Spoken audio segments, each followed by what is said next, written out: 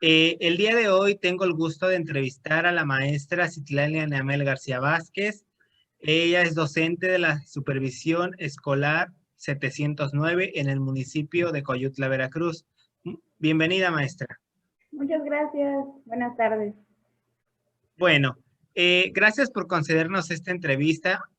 Vamos a comenzar con la primera pregunta.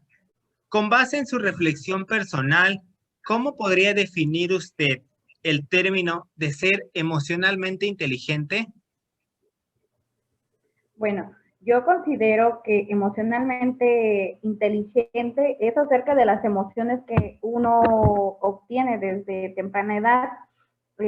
Por ejemplo, a permitir que uno vaya continuando con, o sea, las emociones sean poco a poco, o sea, el niño lo crecemos desde temprana edad con una emoción mínima para que él se vaya, o sea, utilizando sus medios con sus sentimientos, sus emociones, para que el día de mañana no tenga diferencias con sus compañeros.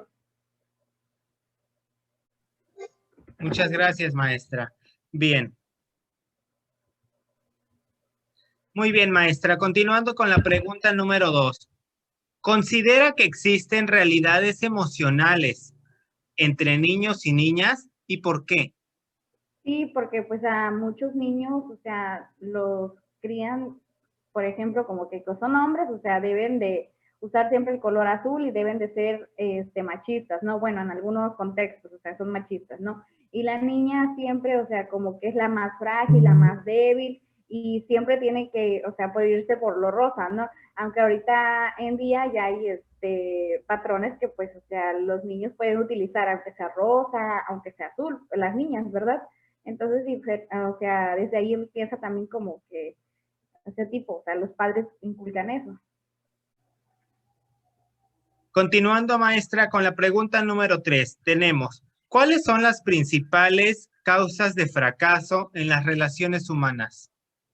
Yo considero que es a través de las emociones, o sea, si, por ejemplo, así como le decía en la pregunta anterior, que los niños, o sea, a veces los inculcan, o sea, de que deben de ser machistas, ellos son los hombres de la casa y todo, entonces yo creo que ese patrón se va siguiendo a una edad ya adulta, o sea, el hombre es el que va a mandar siempre, entonces es ahí cuando tienen choques, o sea, cuando, por ejemplo, ya en una relación estable como pareja, es cuando, o sea, ya empiezan los conflictos, o sea, por los caracteres, o sea, ya no son los mismos, o sea, él siempre es el que va a querer mandar y todo, y la mujer, o sea, la discriminada, la que es menos. Entonces yo considero que es desde entonces, o sea, de las emociones de temprana edad.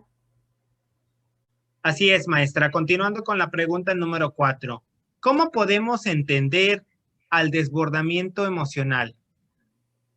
Bueno, yo considero que es cuando uno está sobrecargado de emociones, o sea, por ejemplo, ahorita que todas las clases son online, o sea, el estrés, o sea, o sea, te genera tantas emociones, o sea, entonces uno a veces como que tienes que despejarse y entonces esa sería la descarga emocional, o sea, que uno se libere tantito de exceso de trabajo, de tareas y entonces así como para que uno se relaje y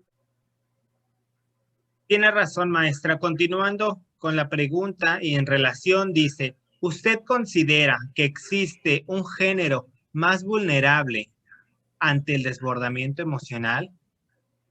sí, siempre considero que es la mujer, así como decía, o sea, la mujer es muy frágil, aunque en muchos casos se sienta la mujer fuerte y todo, pero no, o sea, la mujer es la más frágil siempre, la que se desborda por todo, o sea, por ejemplo, cuando están en este estado de gestación son las que son más vulnerables y así el hombre como que es más rudo, ¿no? O sea, la mujer siempre, o sea, es la que lleva mano. Gracias, maestra. Pregunta número 6. En las relaciones humanas se dan diversas situaciones que desestabilizan nuestras emociones. ¿Por qué es importante empatizar el uno con el otro? Para poder entender, o sea, así como ahorita le decía que las clases son online, o sea, no vamos a sobrecargar a los alumnos en actividades, o sea, hay que empatizar con ellos, o sea, entenderlos, entender por qué el problema. A veces desconocemos los problemas de las demás personas, entonces hay que ser un poquito empáticos con eso, o sea, tratar de y no hablar, o sea, así porque sí, o juzgar a alguien, nada más con verlo.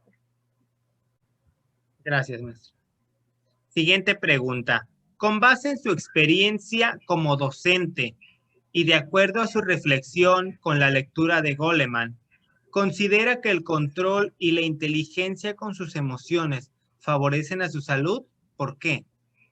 Sí, porque van de la mano, entonces si no aprendes a controlar tus emociones, entonces te afecta la salud, o sea, esa salud mental, emocional, entonces hay que aprender a controlar para que pues estemos bien al 100%, o a veces no al 100%, pero o sea, en un 80%, para que emocionalmente no nos afecte en su determinado tiempo. Exactamente, maestra. La siguiente pregunta nos dice, sabemos que no todas las emociones son positivas. ¿Por qué debemos aprender a controlarlas? Para que no afecten a las demás personas. O sea, por ejemplo, yo llego mal a mi trabajo, o sea, vengo sobrecargada de emociones negativas, las puedo contagiar a otro. Entonces, procurar dejar los problemas fuera de y llegar, o sea, al trabajo con otro ánimo, con otras emociones, o sea, para que no afecte a terceras o a segundas personas. Gracias. Continuando con la pregunta número 9, ¿cuáles son las principales consecuencias de no ser emocionalmente inteligente? O sea, que no llegues a un rango de que puedas saberte controlar con tus emociones. Entonces, hay que saber cuándo y dónde. O sea, es importante aprender a saber. Entonces, o sea, como que alguien que no sabe, entonces es como que le va a valer sus emociones. Entonces, hay que aprender, o sea, desde un punto, por eso es importante. Muchas gracias, maestra. Y finalmente, para concluir esta entrevista, la última pregunta es, ¿por qué considera importante la enseñanza de la inteligencia emocional en las personas, en este caso, en los alumnos? Es importante que se aprenda a enseñarles, o sea, ese tipo de emociones para que ellos no se vean afectados ahorita por la contingencia. Entonces muchos alumnos están con el estrés, con las emociones al tope. Entonces, o sea, yo creo que sí es muy importante enseñarles desde temprana edad, o por ejemplo ahorita en clases online, o sea, enseñarles a controlar sus emociones, o sea, para que no les afecte en ellas. Bueno, maestra, pues de antemano muchísimas gracias por su participación. Agradezco su tiempo, su disposición, el tiempo por brindarnos en esta entrevista y por el tiempo que destinó a la lectura que se le ofreció. Muchísimas gracias. No, gracias a usted por hacerme la invitación. La lectura es muy enriquecedora y es para como que aprender más sobre las emociones. Entonces está muy buena esa lectura. O sea, gracias por la invitación y cualquier cosa estamos para apoyarnos. Gracias, maestra. Hasta luego. Hasta luego.